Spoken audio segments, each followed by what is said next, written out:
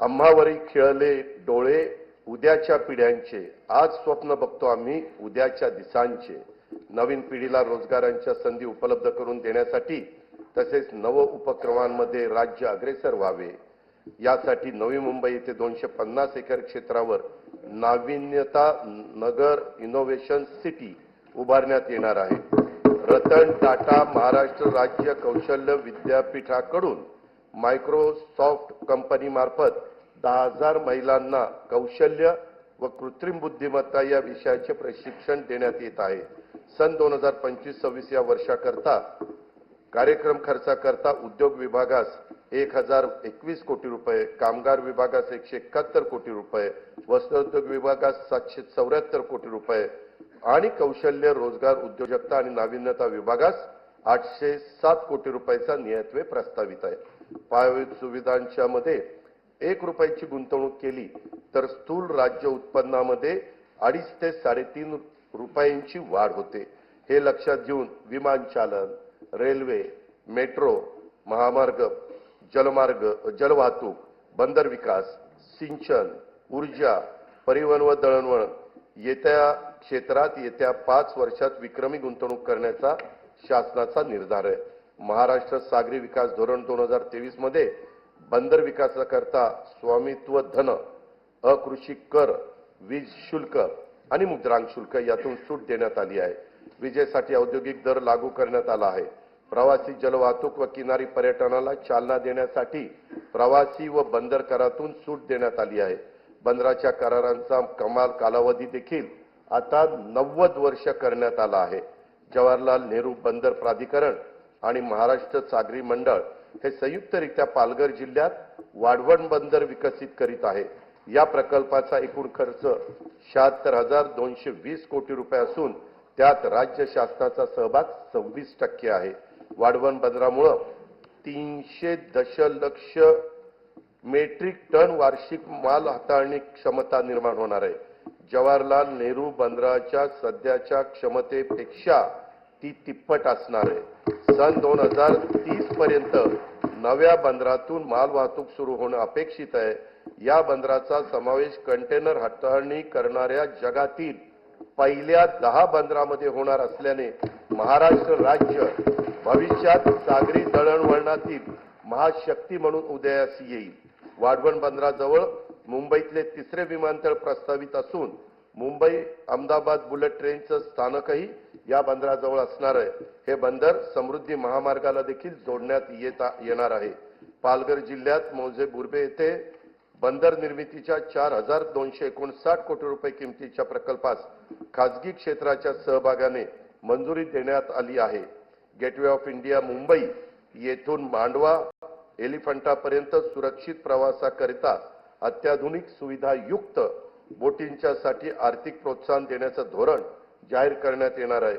मुंबईचे gateway of India लगत radio club येथे प्रवासी वाहतुकीकरता सुसज्ज जेटीचे 229 कोटी 27 लाख रुपये किमतीचे काम सुरू आहे।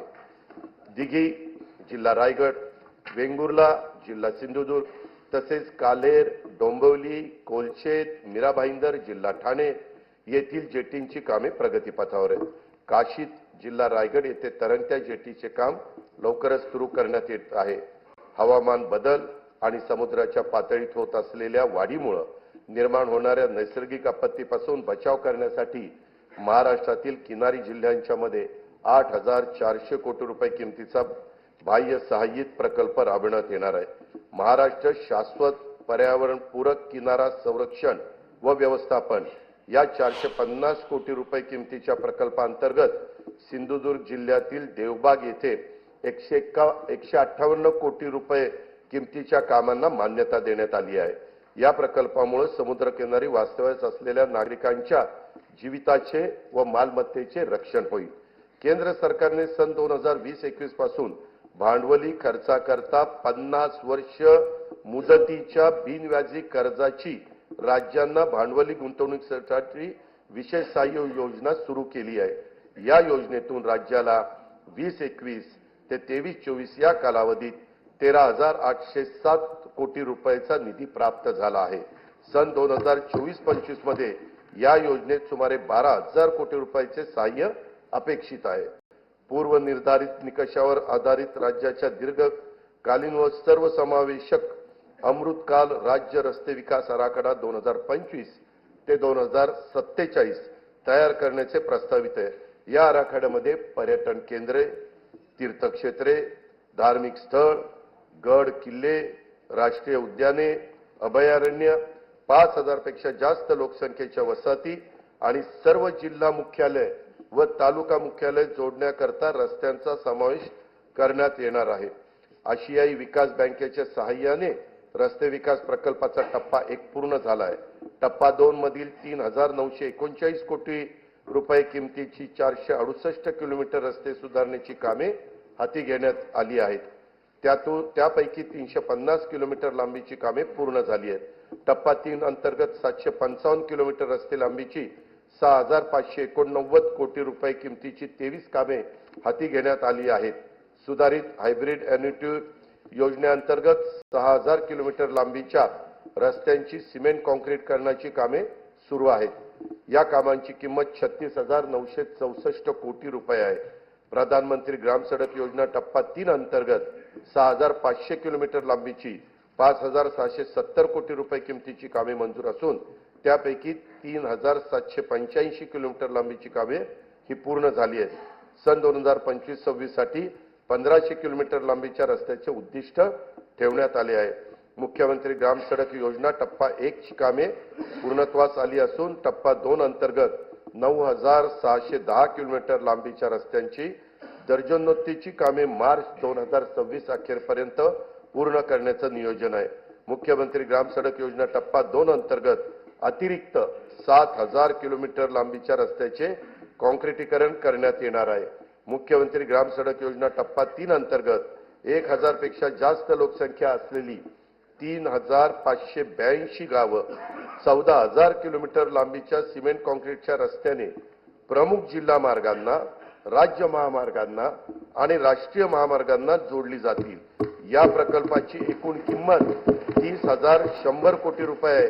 पहिल्या टप्प्यात 8,000 कोटी रुपयाची कामे हाती घेण्यात येणार आहे. हिंदू हृदय सम्राट बाळासाहेब ठाकरे समृद्धी महामार्गाचं 99% काम पूर्ण झाले असून त्यासाठी 64,755 कोटी रुपये खर्च झाला आहे. इगतपुरी ते आमणे या 76 किलोमीटर लांबीचा टप्पा लवकरच वाहतुकीसाठी खुला होईल. या महामार्गालगत ॲग्रो लॉजिस्टिक हब विकसित केले जाणार असून त्यात कोल्ड स्टोरेज, ग्रेडिंग, पॅकिंग व निर्यात हाताळणी केंद्राच्या प्रमुख सुविधा पुरवण्यात येतील. याचा लाभ प्रामुख्याने विदर्भ व मराठवाड्यातील शेतकऱ्यांना होईल.